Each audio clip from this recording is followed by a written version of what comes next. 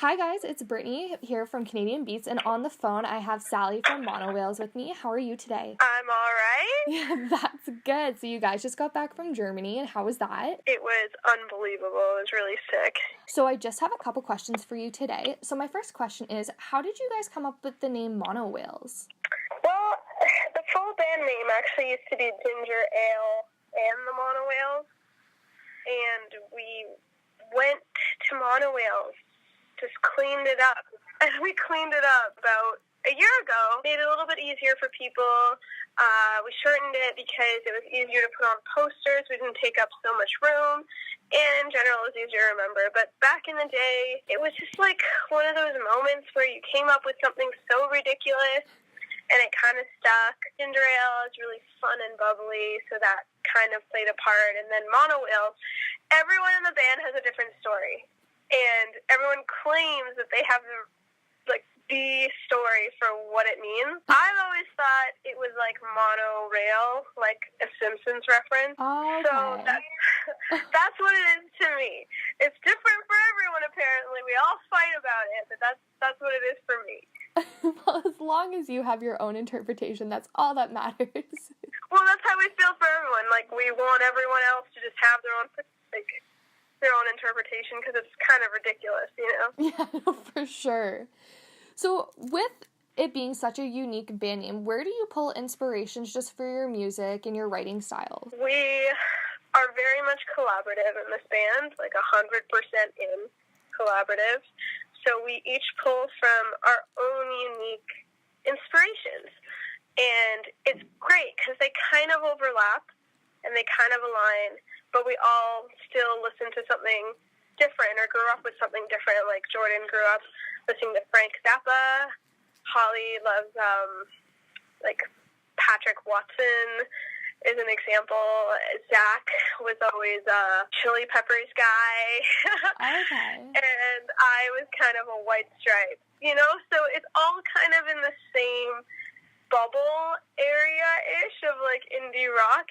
And that's just to name a few out of like the hundreds and hundreds of artists and bands that we listen to, but just like a generalization of kind of like where it comes from. And I find our music is a conglomerate of all the things that we listen to and all the things that we love. It's kind of like mashed together in this like monster, you know? Yeah. No, you can tell that when you listen to all of your songs just how collaborative you guys are, and it just sounds like it really flows. So I did some research, and I was reading on your website that over the past year and a half, you guys took some time to study Songcraft just to get more in touch with everything that you're doing. So what did that involve? What did you do? We actually went to a cottage. I want to say the interesting thing actually is it's over a year ago now. We went to a cottage and sat down and did a lot of intense songwriting. I think it was like a week. It was almost a week straight. And we wrote and we wrote and we wrote. And then even over the last 2 years, it's just been writing and writing and writing. And it's not good enough making it better. Throwing out songs, we've probably written over 100 songs. And they've just been kind of cut to pieces or thrown out, trying to cut together a thing that we all are really happy with. Because it's 4 people that have to be happy with one thing, which is really difficult.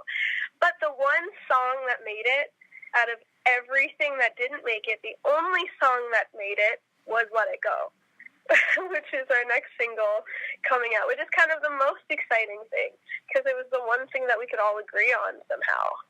Yeah, so the song that came out of it also, Let It Go, you have the music video dropping for that tomorrow. How excited are you guys? Very excited. This is such a different video for us. It's nothing like anything we've done in the past, so we're really excited to showcase something different because we love the video format. We love making videos, and it's fun to do something different. This time around, it has a lot to do with Polaroids, and we kind of just threw a party. We threw a real bonfire, a real party, invited all our friends and everyone who supported us for, ever now.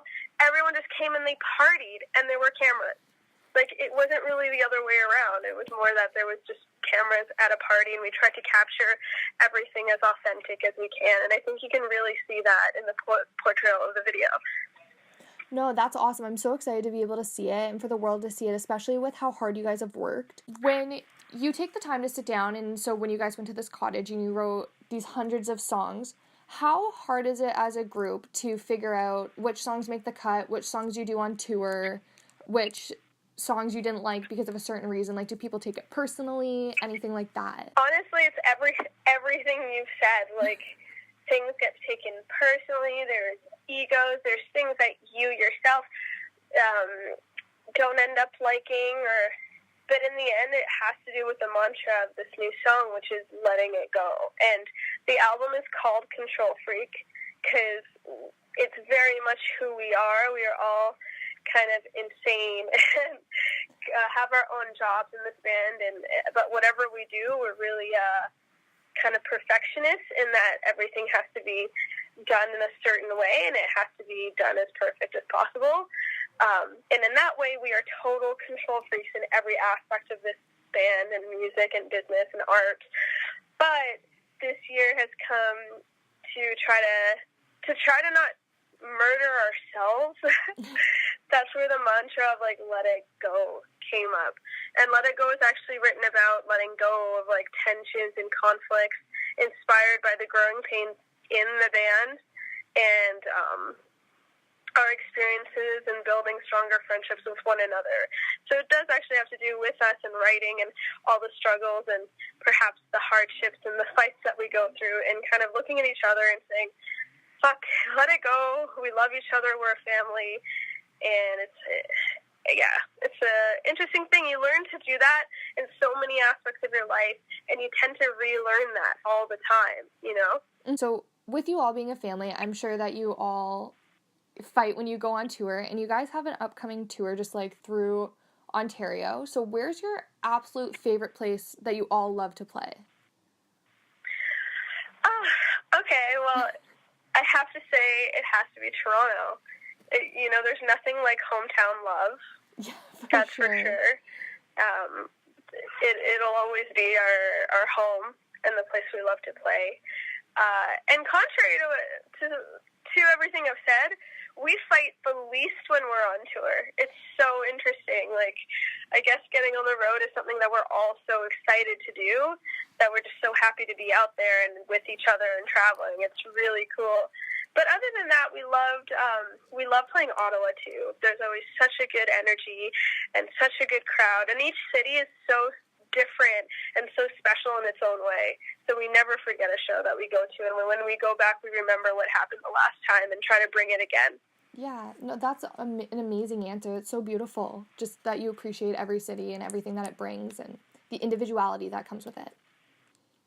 Absolutely. I mean, that's what it means to live in a world of communities, of different pockets of communities everywhere you go, and exploring. Like, even within Toronto, where I live is such a sick community that I love and I've grown to love, and I've lived somewhere else where I had that, and you can live somewhere else, and there's all these beautiful pockets of people and life and vibrance that is everywhere. If you want to start dividing things, there's the world, there's the continent, there's the countries, and you just keep narrowing it down, and it's like kind of mind-blowing how many beautiful things that you're going to miss, but you try to appreciate them as you go along. No, for sure. So my last question, Sally, before I let you go, is where's one place that you haven't played yet that you would love to play on tour? Like anywhere in the world. Anywhere in the world. Personally, I see everyone it probably has different answers. Personally, I've always wanted to go to Australia. That is kind of like always just been in general a dream of mine. I've always wanted to go there. Yeah. And it just seems like so out of the way from everything that that's where I want to be, kind of out of the way of everything and finding the culture there and learning, because music out there is so sick. Like, you've got some really great artists out there, like King Gizzard and the Lizard Wizard, and I'd love to go see what the hell that scene is up to and be involved in it somehow. Yeah, for sure. No, I'm a big fan. I've always wanted to go to New Zealand, so I definitely get your feel of wanting to be down under. Kimbra vibes, love her. Yeah, definitely. But Sally, I want to thank you so much for taking the time to jump on the phone with me. I'll let you get back to your crazy busy life.